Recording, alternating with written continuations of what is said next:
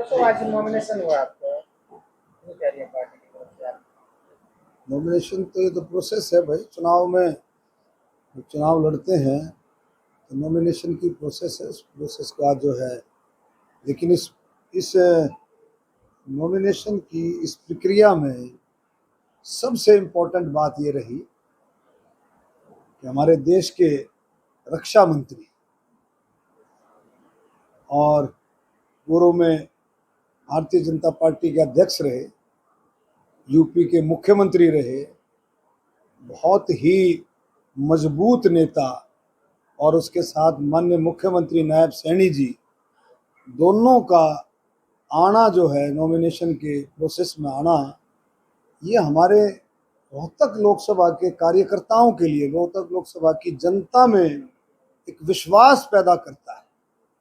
एक विश्वास पैदा करता है कि रोहतक लोकसभा की जनता से भारतीय जनता पार्टी का, हमारे मुख्यमंत्री का, हमारे डिफेंस मिनिस्टर का, जो डिफेंस मिनिस्टर आता है राजनाथ सिंह जी के रूप में, इसका मतलब ये है कि पूरी भारतीय जनता पार्टी का शीर्ष नेतृत्व ही यहाँ आ गया। तो एक विश्वास पैदा किया कि भी लोगों में कि भाई हम आपके साथ हैं, और अपने भाषणों में भी कहा कि बिल्कुल चिंता ना करें, पूरा भारतीय जनता पार्टी का नेतृत्व रोहतक लोकसभा के साथ है। जीत होने का कितने आसपास है? देखो, हमने तो कभी घमंड किया नहीं। ये करते थे बोला भाई हमारा गढ़ है, हमारा गढ़ है। 2019 में लोग बाग जो है, इनके गढ़ गढ़ सुन करके, इनकी अफवाहें, इनके दुष्प्रचार, इनकी झूठ सुन करके लोग बाग, आपको पता ही है क्या माहौल बनता था। अब गढ़ जो है, गढ़ जनता का होता है, गढ़ छत्तीस बिरादरी का है, और पिछली बार जनता ने, छत्तीस बिरादरी ने गढ़ तोड़ा। और हमारे को तो विश्वास क्या, हमारे को मोदी जी के कामों पर विश्वास है।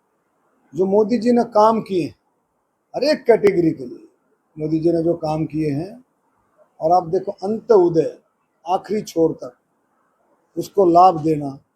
और एक सबसे बड़ा काम आप देखें, कभी देश सोच भी सकता था कि हम हथियारों में भी एक्सपोर्ट करेंगे? माननीय रक्षा मंत्री जी के सामने मैंने कहा कि कभी देश सोच सकता था कि अभी इंडिया हथियारों में दूसरे देशों का हथियार भेजेगा? जापान, जर्मनी, आपका फ्रांस, यूएसए, आपका रशिया, इजराइल, ऐसे ऐसे देश हुआ करते थे हथियार बेचने में। और अब पहली दफा देश ने मिसाइल एक्सपोर्ट की। इन कामों को लोग, जनता देखती नहीं। इतने बड़े बड़े काम हो रहे, देश का सम्मान विदेशों में भी बढ़ रहा है, जबरदस्त तरीके से बढ़ रहा है। तो मैं कहता हूँ जनता ये देखती है। और मोदी जी जिस तरह से 2019 से 24 तक धारा 370, 35A, 3 तलाक, करतारपुर कॉरिडोर, राम मंदिर, महिला आरक्षण, और अब संकल्प पत्र में एक देश एक कानून। वही भूपेंद्र सिंह हुड्डा कहते हैं जिस तरह के दो चरणों में मतदान हुआ, साउथ में साफ, नॉर्थ में हाफ। आप भी तो भूपेंद्र हुड्डा ही बोलते हो हैं? मैं अक्सर ही भूपेंद्र हुड्डा कहता है आपने जज की। आपको भाई मेरे नहीं जची, मैं नहीं पूछता ऐसी बातें। झूठ बोलते हैं, अफवाह फैलाते हैं, दुष्प्रचार करते हैं। जब वो डब्बे खुलेंगे ना, जब मशीन खुलेगी, तब पता लगेगा कि अब की बार 400 पार। उसकी बात तो मत आया करो। लोग कहते हैं 400 पार तो बना रहा है। मैं तो बता दिया, तो ये कब पता लगेगा? देखो, जब मशीन खुलेगी तभी पता लगेगा। जब वो मशीन खुलेगी तब पता लगेगा। अब की बार 400 पार नहीं, 400 पार से भी ऊपर जा सकता है। लेकिन ये भी कह रहे हैं कि जिस तरह से मुद्दों कोई बात नहीं कर रहा था, सिर्फ मोदी के नाम पर वोट मांग। मोदी तो वो अपने राहुल गांधी के नाम पे मांग ले, हम तो नाटे हैं। हम मोदी के नाम पे वोट मांगते हैं। हमारा नेता है, हमारे नेता ने देश के लिए काम किए हैं, हमारे नेता ने देश का मान सम्मान बढ़ाया है। चुनाव पार्लियामेंट का चुनाव है, लोकसभा का चुनाव है, प्रधानमंत्री चुनने का चुनाव है। तो हम मोदी के नाम पे वोट मांग रहे हैं, तो राहुल गांधी के नाम पे मांग ले, या जिसको नेता मानते हो। हमें तो पता नहीं किसको नेता मानते हैं, उनसे पूछ भी लियो। जैसे आप मेरे से पूछ रहे, उनसे पूछ लो ना जी, आपने तो बता दो नेता किसने मानो हो। आप चुनाव प्रधानमंत्री का लड़ रहे हो, क्या का लड़ रहे हो? ये तो लोकसभा का चुनाव तो प्रधानमंत्री चुनने का चुनाव है।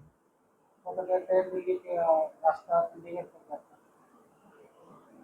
ये आपने स्वाद से आ गया दिल्ली चंडीगढ़ का रास्ता दिल्ली होकर जाता है, वो ये कहते हैं। अब मैं उनकी क्या बातें बताऊं, अब तक जितनी बार भी उन्होंने चुनाव लड़े हैं, अब वो लोगों की पकड़ाई में आ गए। उनके रास्ते कमेंट नहीं करता मैं, उनके रास्ते ना तो दिल्ली जाएंगे, ना उनके रास्ते चंडीगढ़ जाएंगे। उनके रास्ते घूम फिर करके यहीं रहेंगे।